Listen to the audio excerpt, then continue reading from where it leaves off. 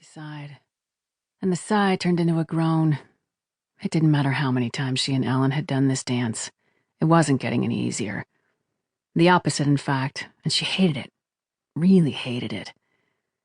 They'd met the previous year on a large asteroid the Lapsang Trading Corp was planning to mine. Alan had been there to conduct a geological survey. 4 days. That was how long they'd spent together on the asteroid. It had been Alan's laugh and his mess of coppery hair that caught her attention, but it was his careful diligence that impressed Kira. He was good at what he did, and he didn't lose his calm in an emergency. Kira had been alone for so long at that point, she'd been convinced she would never find someone. And yet, seemingly by a miracle, Alan had entered her life. And just like that, there had been someone to care for. Someone who cared for her. They'd continued to talk, sending long, hollow messages across the stars, and through a combination of luck and bureaucratic maneuvering, they'd managed to get posted together several more times. It wasn't enough, for either of them. 2 weeks ago, they'd applied to corporate for permission to be assigned to the same missions as a couple, but there was no guarantee their request would be approved. The Lapsang Corp was expanding in too many areas, with too many projects. Personnel were spread thin.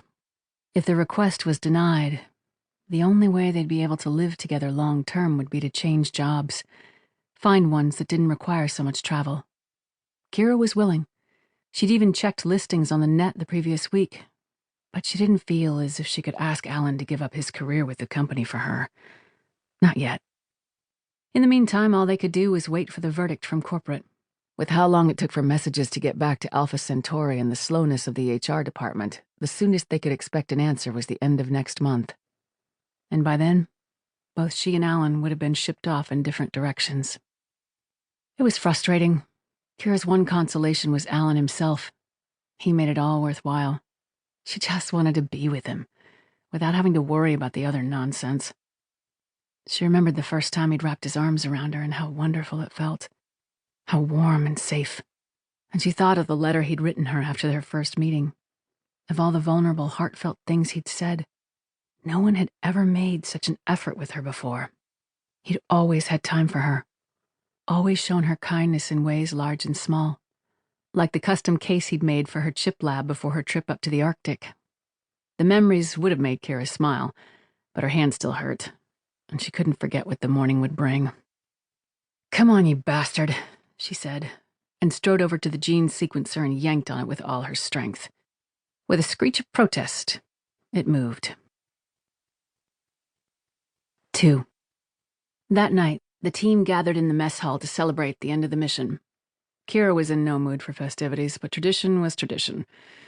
Whether or not it went well, finishing an expedition was an occasion worth marking. She'd put on a dress, green with gold trim, and spent an hour fixing her hair into a pile of curls high on her head. It wasn't much, but she knew Alan would appreciate the effort. He always did. She was right.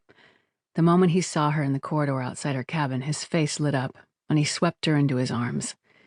She buried her forehead into the front of his shirt and said, "You know, we don't have to go." "I know," he said, "but we should put in an appearance." And he kissed her on the forehead. She forced a smile. "Fine, you win. That's my girl." He smiled back and tucked a stray curl behind her left ear. Kira did the same with one of his locks. It never ceased to amaze her how bright his hair was against his pale skin. Unlike the rest of them, Alan never seemed to tan, no matter how long he spent outside or under a spaceship's full-spectrum lights. "All right," she said in a low voice, "let's do this." The mess hall was full when they arrived. The other 8 members of the survey team were crammed in around the narrow tables. Some of Hugo's beloved Scram Rock was blasting over the speakers.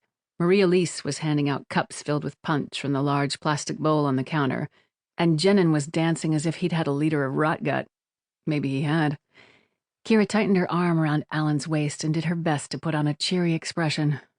Now wasn't the time to dwell on depressing thoughts. It wasn't. But she couldn't help it. Seppo headed straight for them. The botanist had pulled back his hair into a top knot for the night's event, which only accentuated the angles of his thin-boned face. 4 hours, he said, coming close. The drink slopped out of his cup as he gestured. 4 hours! That's how long it took me to dig my crawler free. Sorry, Seppo, said Alan, sounding amused. I told you we couldn't get to you before.